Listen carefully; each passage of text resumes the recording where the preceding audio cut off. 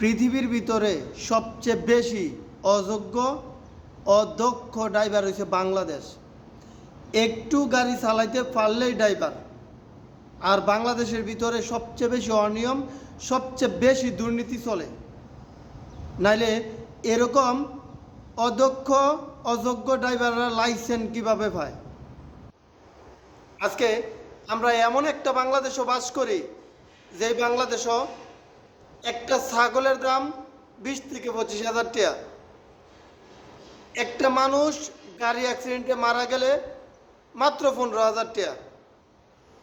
এই অযোগ্য অদক্ষ ড্রাইভাররা বিন্দুমাত্র ভয় পায় না গাড়ি চালাইতে, কারণ একটা মানুষ মারা গেলে মাত্র 15,000 টাকা।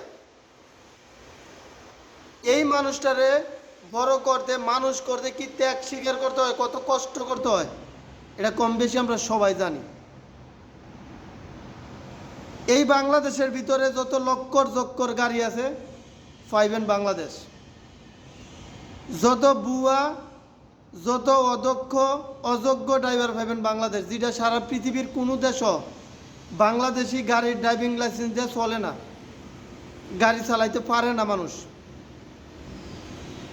আজকে প্রতিনিয়ত বাংলাদেশের এই রাস্তাঘাটে গাড়ি অ্যাক্সিডেন্ট করতেই আছে।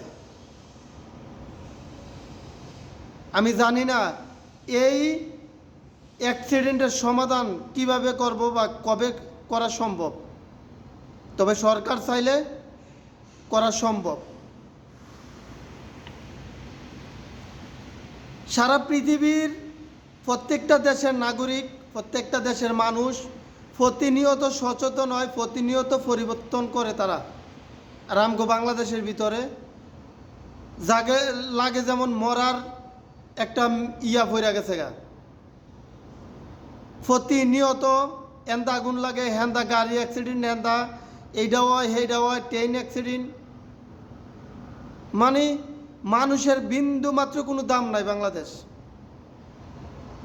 এত মানুষ প্রতিদিন মারা যাইতেছে, যেটা সারা পৃথিবীর কোনো দেশও মরে না। ইরান ইসরায়েল যুদ্ধ চলে, ওই দেশগুলো তো এত মানুষ মারা যায় না বাংলাদেশের মতো। এর কারণটা কি? এর কারণটা হচ্ছে সচেতনতা। আমগো ভিতরে সচেতনতা নাই, আমগো ভিতরে ধৈর্য নাই, আমগো ভিতরে মানবতা বলতে কোনো কিচ্ছু নাই।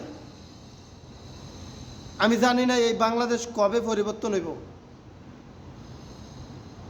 এই ভুয়া লাইসেন্স দেয় কারা? আর এই লাইসেন্স ছাড়া গাড়ি চালায় কেমনি রাস্তাঘাটে? একটা ড্রাইভার 50-60 জন মানুষের জীবনের ঝুঁকি নিয়ে গাড়িতে চালায়, অথচ তার লাইসেন্স নাই। এটাই আমগো বাংলাদেশ। আমি জানি না যে বাংলাদেশের এই সিস্টেম কবে পরিবর্তন হইব। এটা কি আদৌ সম্ভব নাকি অসম্ভব এটা জানি না। তবে এরকম মরা দেখলে, এরকম গাড়ি অ্যাক্সিডেন্ট, রোড অ্যাক্সিডেন্ট দেখলে কলজাটা মানায় না ভাই। কারণ আমিও মানুষ,